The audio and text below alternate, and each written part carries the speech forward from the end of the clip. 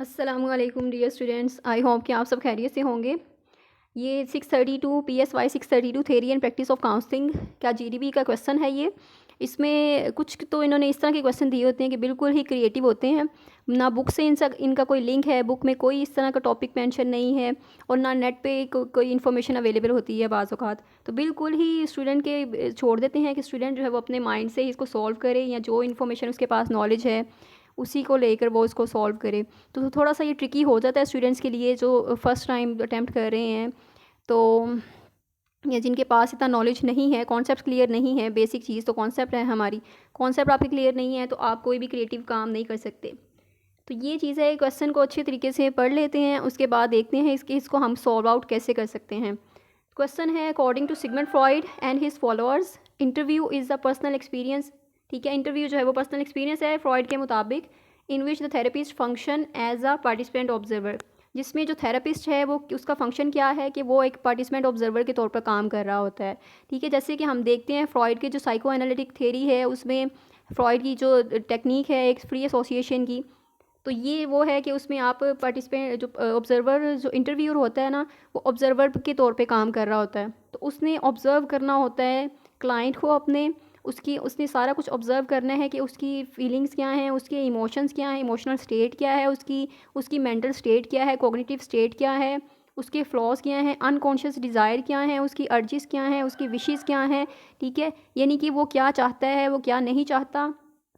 तो ये सारा हमने ऑब्ज़र्व करना होता है। सिगमंड फ्रॉइड ने इंटरव्यू की ये डेफिनेशन दी है कि इंटरव्यू में जो इंटरव्यूअर होता है उसका काम ऑब्ज़र्व करना है। ठीक है, जब हम जैसे जितना ज़्यादा क्लाइंट को ऑब्ज़र्व करेंगे उतना ही ज़्यादा हम क्लाइंट के बारे में इंफॉर्मेशन इकट्ठी करेंगे, और उस इंफॉर्मेशन को फिर हम लेकर उसकी प्रॉब्लम्स को सॉल्व आउट करने में वो इंफॉर्मेशन हमें हेल्प करेगी। तो ये चीज़ है कि वो फ्रॉइड कह रहा है कि हम ऑब्ज़र्वर के तौर पे काम कर रहे होते हैं। जो इंटरव्यूअर है वो ऑब्ज़र्वर है, यानी कि पार्टिसिपेट कर रहा है ना, वो उसमें ऑब्ज़र्व कर रहा है, एक अपने क्लाइंट को ऑब्ज़र्व कर रहा है जो भी उसकी स्टेट है। तो ये है कि इसमें हमने सारा कुछ क्रिएटिव लिखना है। फिर आगे स्टेटमेंट है, whereas Sullivan disregards the role of. अब सुलिवन क्या करता है, सुलिवन इसको एक्सेप्ट नहीं करता the role of interviewer as an observer. ठीक है, वो कह रहे हैं कि जो इंटरव्यूअर का रोल है वो ऑब्जर्वर नहीं है ड्यूरिंग द इंटरव्यू प्रोसेस। ठीक है, इंटरव्यू के प्रोसेस के दौरान जो इंटरव्यूअर है ना वो ऑब्जर्वर नहीं होता। तो ये है, which point of view do you spot and why. अब आपने बताना है कि आप कौन सा पॉइंट ऑफ व्यू इनमें से सपोर्ट करते हैं एंड वाई, और क्यों कर रहे हैं। Provide a critical analysis of both the views and support your answer with logical details and examples.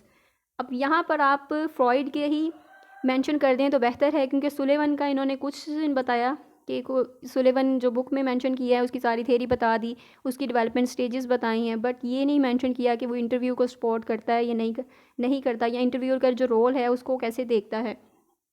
तो उसके बारे में डिटेल्स बहुत कम है। तो मैं यही सजेस्ट करूँगी आप फ्रॉइड को ही प्रेफर करें, क्योंकि फ्रॉइड के बारे में हमारे पास इंफॉर्मेशन बहुत ज़्यादा है और हम उसको जस्टिफाई भी कर सकते हैं, हम उसको लॉजिकल रीज़न दे सकते हैं, उसको क्रिटिकल एनालिसिस कर सकते हैं। ठीक है, जैसे कि क्रिटिकल एनालिसिस आप इस तरह करें कि आप जो इंटरव्यूअर है उसको ऑब्ज़र्व करना भी आना चाहिए। ठीक है, अगर वो ऑब्ज़र्व नहीं करेगा तो जो इम्पॉर्टेंट इन्फॉर्मेशन है वो हमसे मिस आउट हो सकती है। ठीक है, वो एक काउंसलर से मिस आउट हो सकती है। तो हो सकता है कि वो इन्फॉर्मेशन बहुत ज़्यादा ज़रूरी हो एक क्लाइंट को इम्प्रूव करने के लिए। जैसे कि काउंसलर का रोल क्या है, काउंसलर एक नॉन वर्बल लैंग्वेज तो आपने अंडरस्टैंड करनी है, बट आपने नॉन वर्बल लैंग्वेज पे भी ज़्यादा फोकस करना है। सो ये है कि जब हम जितना ज़्यादा ऑब्ज़र्व करेंगे क्लाइंट को उतनी ही ज़्यादा डिटेल हमारे पास उस क्लाइंट की होगी, और जो कि हमें हेल्प आउट करेगी उस केस को रिजॉल्व करने में।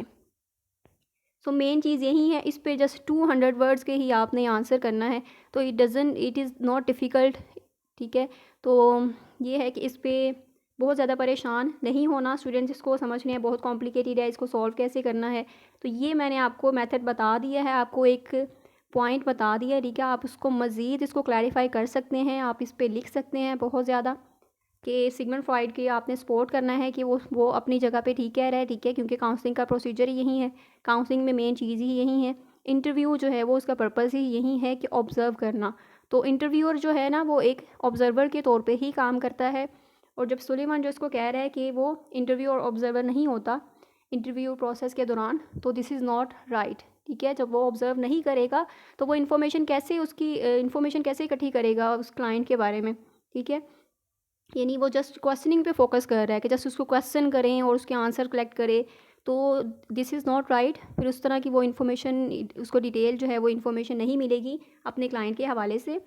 तो उसे चाहिए कि वो दोनों चीज़ों पे फोकस करे, क्वेश्चन भी करे, और उसके बाद जैसे फ्री एसोसिएशन में होता है फ्रॉइड की कॉन्सेप्ट ने, फ्री एसोसिएशन जो है फ्रॉइड की टर्मिनोलॉजी में, कि फ्रॉइड जो कहता है कि फ्री एसोसिएशन यानी एक इंसान को आप बोलने दें, जितना चाहे वो बोले, ठीक है, जो भी उसके माइंड में आ रहा है उसको बोलने दें, उसे बोलने कि जो भी आप सोच रहे हैं, जो भी थिंकिंग आ रही है, तो उसको आप बिला झिझक बोलते जाएं बस।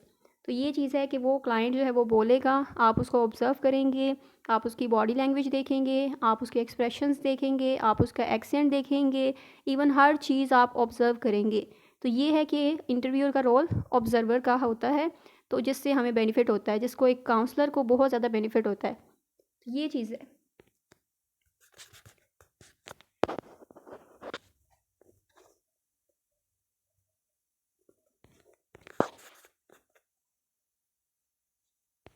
आई होप कि आपको अंडरस्टैंडिंग हो गई है, और इससे आप अच्छे तरीके से इसको सॉल्व कर सकेंगे अब, और इसको अपनी वर्डिंग में लिख सकेंगे। So thank you so much. अल्लाह हाफिज़।